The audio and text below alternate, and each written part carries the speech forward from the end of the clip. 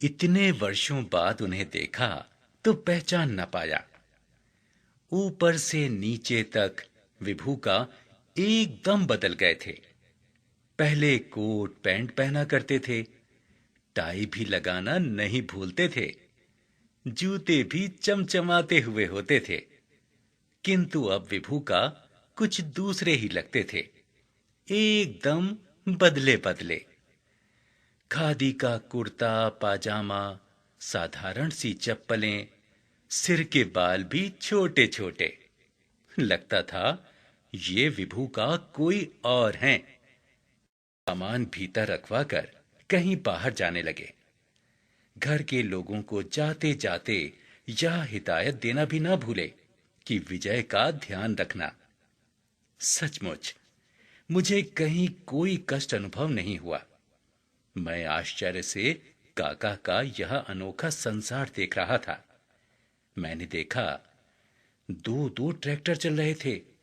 घर के पास ही पशुओं के बाड़े में दो गायें बैठी जुगाली कर रही थीं।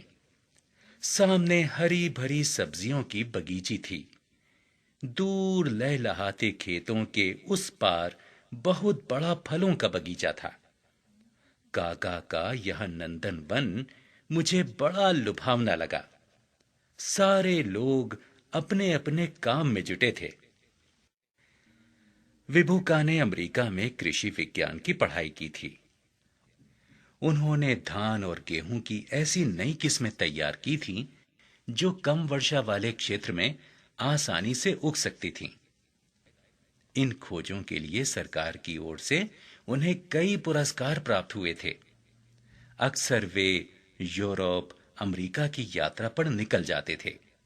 वहां बड़े बड़े भाषण दिया करते थे। सफलता उनके कदम चूमती थी। विदेश में बसने के लिए उन्हें वहां की सरकारों ने बड़े बड़े प्रलोभन भी दिए थे। किंतु काका को तो अपना ही देश प्यारा था। अपने ही देश के किसानों की सेवा करने की उन्होंने ठान ली थी। शाम को वे मुझे अपनी जीप गाड़ी में बैठाकर आसपास के गांवों में घुमाने ले गए। वहां का अनोखा दृश्य देखकर मेरी आंखें खुली की खुली रह गईं। गांवों में सभी घर पक्के थे। सभी घरों के आगे गायें बंधी थीं। गांवों के बीच एक पाठशाला थी। सब बच्चे साफ सुथरे कपड़े पहने थे। लोग स्वस्थ तथा हृष्ट पुष्ट थे।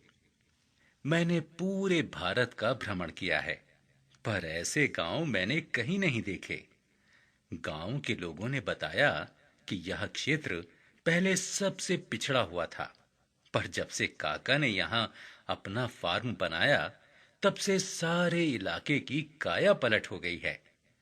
काका ने खुद घर घर जाकर समझाया कि खेती कैसे करें जिससे अन्न की पैदावार बढ़े। वे सबको बताते हैं स्वच्छ रहने से क्या क्या लाभ हैं, आए दिन की बीमारियों से छुटकारा कैसे मिल सकता है और बच्चों को पाठशाला क्यों भेजना चाहिए।